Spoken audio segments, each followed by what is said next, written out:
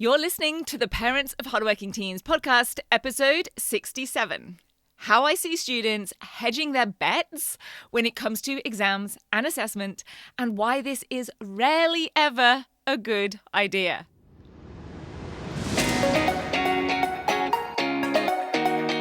I'm Katie Jones, and with over 15 years in education as an award-winning high school teacher, international external examiner, and as a study coach, I've helped thousands of students skyrocket their results and confidence.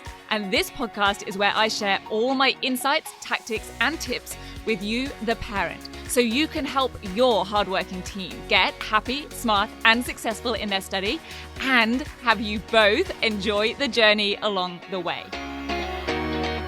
This is the Parents of Hardworking Teens podcast. Hey, very important parents and carers, how are you? I hope things are going awesomely for you and your teens.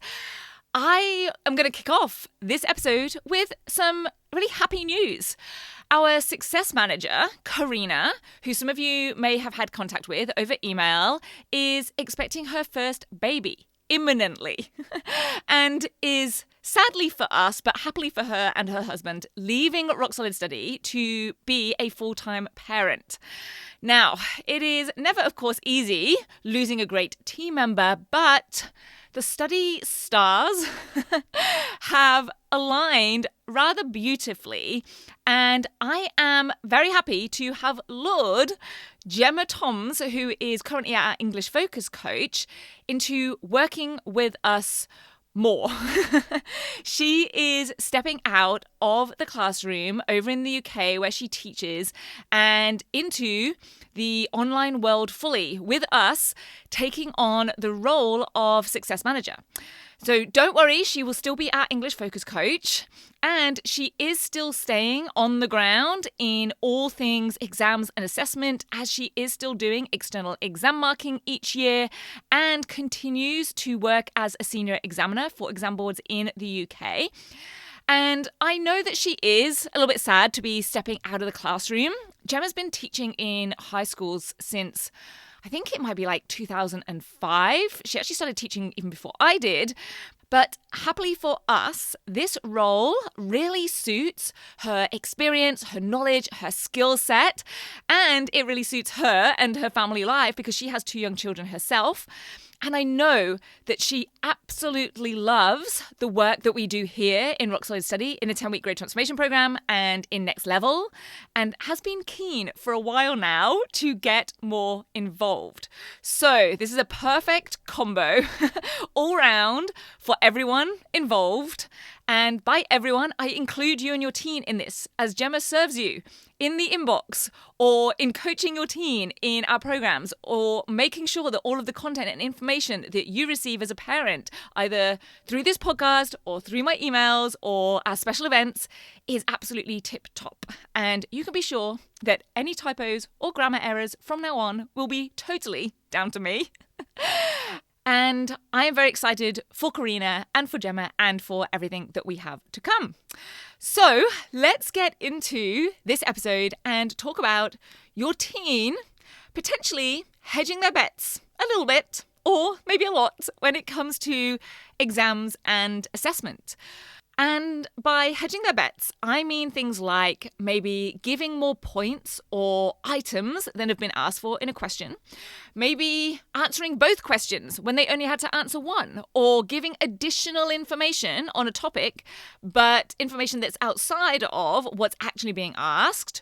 Or, like I mentioned on last week's episode, all about pre-exam decisions and optimizing exam prep, maybe they're hedging their bets in their revision and their exam practice by not pre-deciding what they're actually going to do in the exam and committing to it. Now, I see this happening a fair bit, and I speak from experience as a student who hedged a lot of bets. And I think it happens for a variety of reasons. So one, it might be that your teen isn't totally sure about what the question is really asking. So they write about all sorts in their response just in case that was what it was asking. Number two, they might not be totally sure of how the marks are going to be allocated or what's really required for hitting some of the top criteria. So they kind of just try to cover all the bases. And then 3, they might not be sure of their subject content. They might not be sure of the actual answer. So maybe they give a few different answers, or they give other things that they do know instead, or they kind of end up just being a little bit vague and waffly, but going on and on and on in the hope that some of it is going to get them some marks along the way. So basically, hedging their bets is something that students resort to.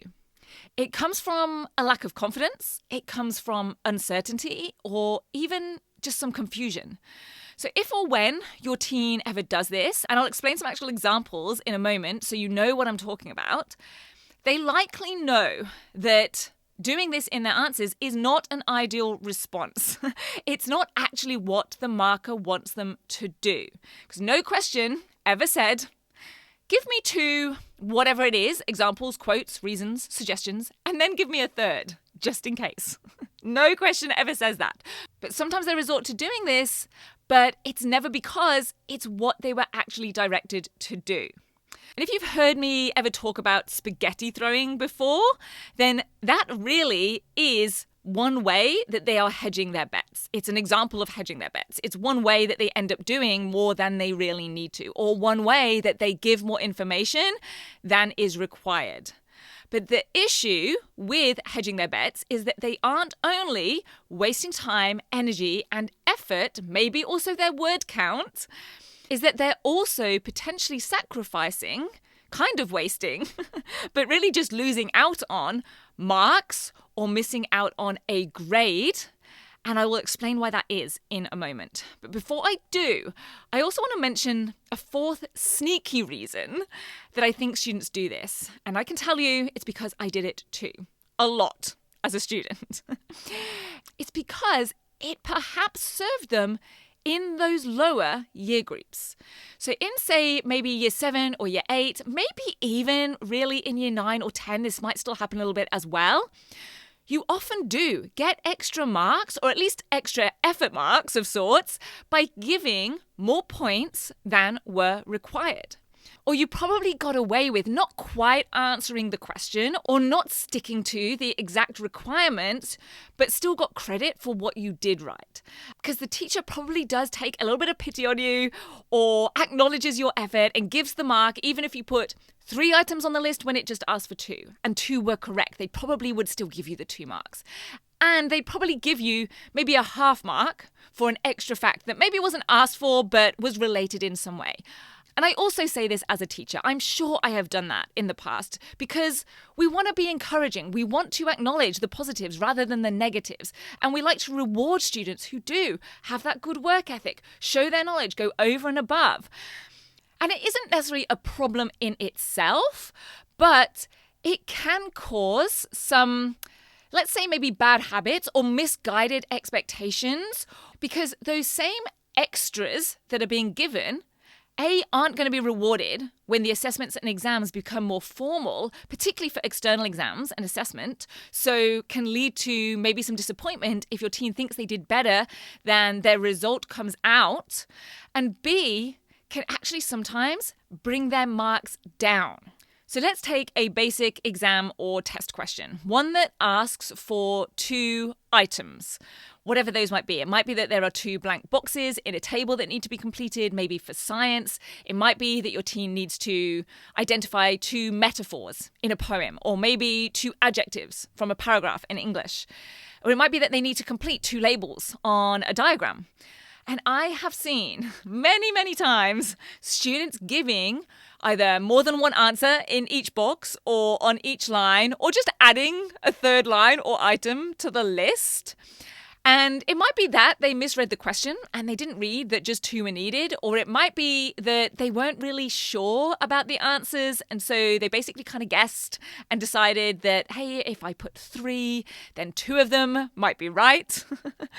I actually marked a question like this years ago for the Year 12 QCS short response paper. And according to the mark scheme, we had to just mark the first 2 items given. So basically, don't even look at the third if more are given, even if it might be right. And I've also seen mark schemes where if there's any kind of hedging of bets, that is what it says on the mark scheme, but it would be anywhere where there's more answers than asked for, the maximum mark is 1.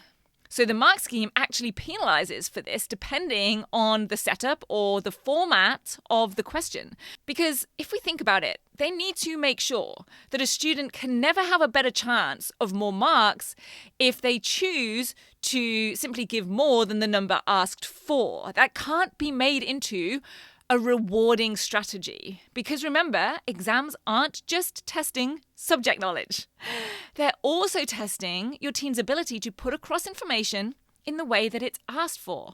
And if they've been asked for 2 and they give 3, then they aren't actually doing that.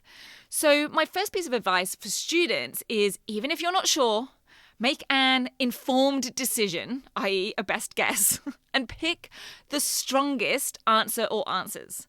Give the right number of points or answers or items in your response with the best choices that you can. Otherwise, you might automatically be limiting yourself to lower marks, which was the exact thing you were probably trying to avoid by doing the hedging of the bets in the first place. And here's another example, something that isn't just about writing a certain number of words or naming a certain number of items. I went and found a real exam question that I thought would be a good example of this. This one's from the WACE 2022 economics exam.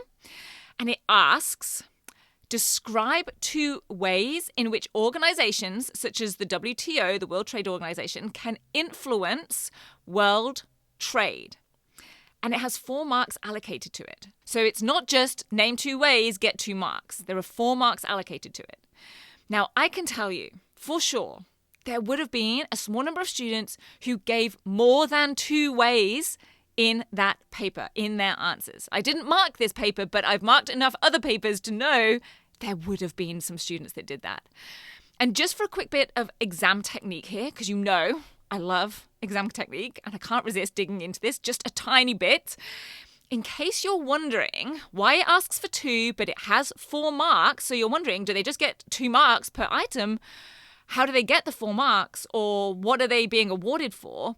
Here's the clue in the question. In fact, let me read it to you again and see if you can pick it out.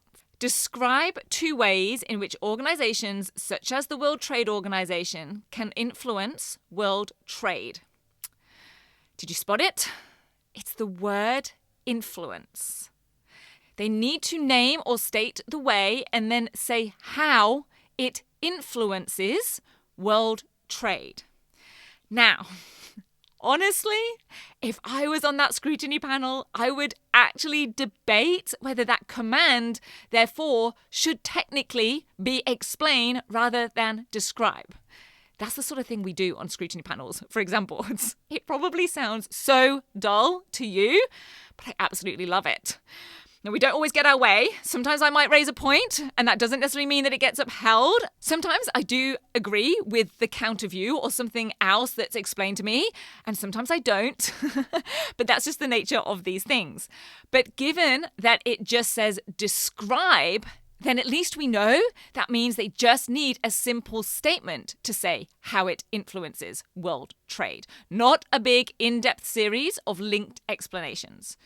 So, to break this down, they would need to say 1 way is this, whatever it is, 1 mark, and here's what it does to world trade, or here's how it influences world trade, 1 mark. Another way is this, 1 mark, here's what it means for world trade, 1 mark. That's a very simple mark scheme prediction, but this is why it's so important for students to be confident in identifying command words, knowing how to respond to them, and becoming mark scheme savvy so they understand how and where marks are allocated, and so they can predict the mark scheme on the spot in the exam hall, where they aren't actually going to be given any marking criteria or any rubric. And full training on all of this is in, yes, the 10-week Grade Transformation Program, specifically Catapult 7, Conquering Command Words, and Catapult 10, Mastering Mark Schemes. As you can tell, I like to call modules and tutorials and resources obvious names where they do what they say on the tin. And I like a little bit of alliteration. You can tell that as well. But getting back to our example question, I'm sure that you can envisage that seeing 4 marks on that page allocated to that question, there are going to be some students who maybe instead give 4 ways. They name and write down 4 different things for the 4 marks. Then there's going to be some students who give lots of in-depth explanations for that influence. Totally understandable. This definitely would have been me as a student, the big hedge better that I was. They either maybe weren't confident that they had the right impact or the right influence, so they waffled around it a little bit, not really being precise enough, or they put in a few different ways, not really sure what the exact influence is, so giving a few just in case one is right, or maybe they just weren't confident in how much explanation, or I should say description, would be needed for that second mark. So they wrote a little bit more, just in case. And that's the dangerous phrase here, just in case. Or I'll give an extra way, just in case. Either because I'm not too sure of the other ways I've already named, they're lacking the subject knowledge, or because I'm not too sure about the requirements of the question or the mark scheme, the exam technique. And this is a problem because either the student then runs out of time to complete the rest of the exam because of all that extra writing, just in case. Or maybe they don't run out of time, but they don't have enough time spent on other questions where they do need more points or more detail. And finally, on that note of questions that need more info, more detail, more explanation, one other way where I see students losing out on marks when they hedge their bets by adding in extra just in case is in extended response and essay questions. And this is where there are descriptors for bands or levels of marks, and likely one of them is something like gives a coherent and well-structured response, something along those lines. And in these cases, usually this is for questions worth at least 8 marks, probably more like 10 and above, to be honest. If there are extraneous points that aren't needed in your teen's work, those are likely going to take away from that coherence or cohesion in their writing. Unnecessary information may well detract from the structure or the flow of their points. And so even if the information isn't technically wrong, if it isn't directly contributing or required or part of their focused response, then it can actually be detrimental to their mark. It may stop them from achieving that criteria of a coherent, well-structured response. So going off on a tangent or adding in something extra, just in case, can mean that the focus or the argument or the analysis isn't as strong, and therefore is going to potentially bring down your teen's mark or their grade. So I wanted to share these exam and assessment insights with you today because I want your teen to maximize the results they get with the knowledge that they have. And hopefully these examples have served to show that more info isn't always the key to more marks, and that anything we can do to reduce the guesswork or uncertainty for your teen around their study, their exam technique, and their performance in assessments will serve them, both in terms of their confidence and in their results. Now, if you found anything that I've shared on the podcast helpful, I would really appreciate it if you could take 6 seconds to, wherever you're listening to this, leave me a rating. Leave this podcast a rating. It is just 2 taps of the thumb if you're listening to this on your phone to do it. And it would mean so much to me and it would be a huge help. Thank you so much for listening. I hope you have a wonderful rest of your day and your week, and I will see you back here next week. If you're ready to have your teen achieve their best possible result with less stress, then I want to invite you to enroll them in the 10-week Grade Transformation Program, where they're going to learn the key concepts, skills, and strategies to catapult their performance in assessments and exams. It's risk-free. They either achieve bigger and better results with a whole lot more confidence in 10 weeks, or we refund you in full. Just head over to www.rocksolidstudy.com/program, and I'll see you there.